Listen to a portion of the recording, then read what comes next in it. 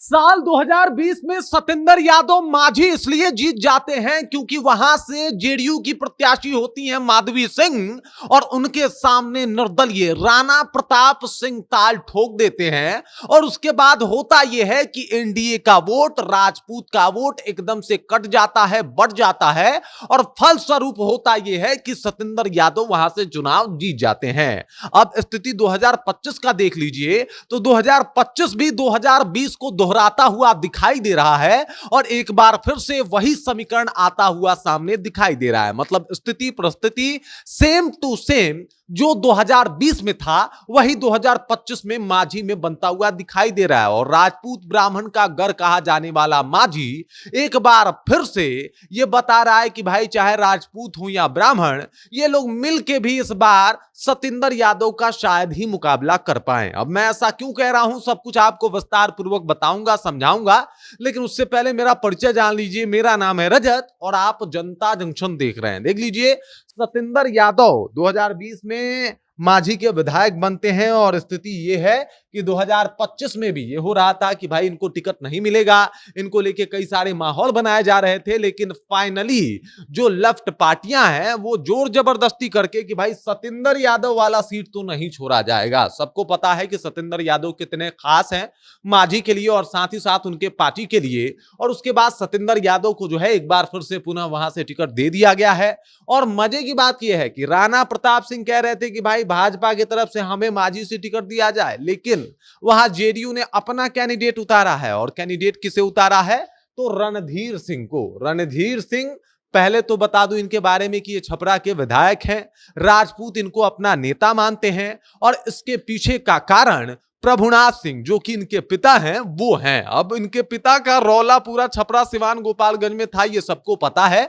और अब जो है रणधीर सिंह उनकी लेगेसी को आगे बढ़ाने के लिए मांझी को चुने। जेडीयू ने इनको टिकट भी दे दिया कि चलिए भाई साहब आप मांझी से चुनाव लड़िए। इससे पहले जो है ये छपरा से चुनाव लड़े थे आरजेडी के टिकट पे। उसके बाद जब इन्होंने पाला बदला और जब ये जेडीयू में आए हैं तो इनको मांझी से टिकट थमा दिया गया है। और ऐसे में ये खुद राजपूत जाति से बिलोंग करते हैं, राजपूत का गढ़ होते हुए भी मांझी में एक अलग माहौल क्रिएट हो जाता है। अब देखिए, राणा प्रताप भी राजपूत हैं, यहां पे आप देख रहे हैं रणधीर सिंह भी राजपूत हैं। राणा प्रताप ने पिछले चुनाव में माधवी सिंह के सामने, वो भी एक कैंडिडेट थी, एनडीए की कैंडिडेट थी, और उनके सामने लगभग 32,000 वोट लेके आए थे और उनका 32,000 वोट इनका अपना वोट है। अब इसके पीछे का कारण है कि 15 सालों से राणा प्रताप जो है वो मांझी में घूम रहे हैं। बच्चा बच्चा मांझी का इनको जानता है, लेकिन मजे की बात जानता इनको भी है। ये भी राजपूतों के बड़े नेता हैं और राजपूत इनको वोट करेंगे। फॉरवर्ड वोट पे पकड़ होने के साथ साथ पिछड़ा और अति पिछड़ा के को देखा जाए तो उनके यहां इनकी छवि जो है एकदम रॉबिन हुड वाली है कि भाई साहब ये आदमी जो है वो गरीबों की मदद करता है और इस तरीके का माहौल बना हुआ है।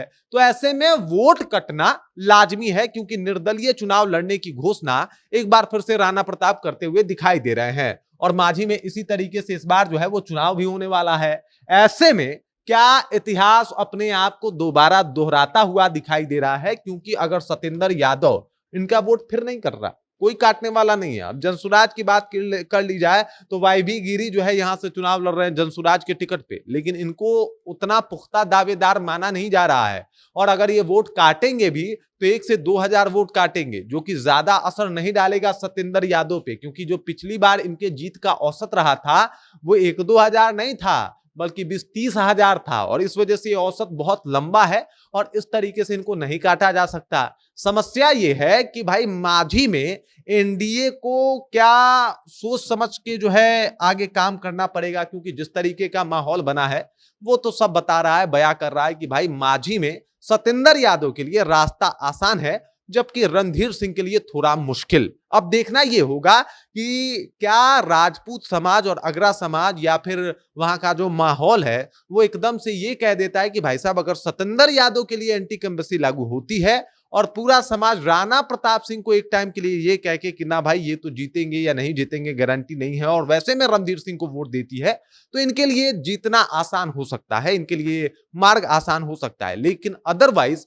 अगर ऐसा कुछ नहीं होता तो फिर एनडीए की मुश्किल बढ़ सकती है। राणा तो वैसे भी मुश्किल में पड़े हुए हैं, इनको टिकट नहीं दिया गया, हालांकि ये तमाम जीत और कोशिश करे लेकिन टिकट नहीं मिली है मांझी से। अब मांझी में स्थिति यह है कि भाई साहब सतेंद्र यादव मजबूत दावेदारी अभी विधायकी का पेश कर रहे हैं। हालांकि परिणाम क्या होगा ये तो चुनाव के आखिरी दिन तक भी नहीं पता होता है, वो रिजल्ट के दिन ही पता लगता है।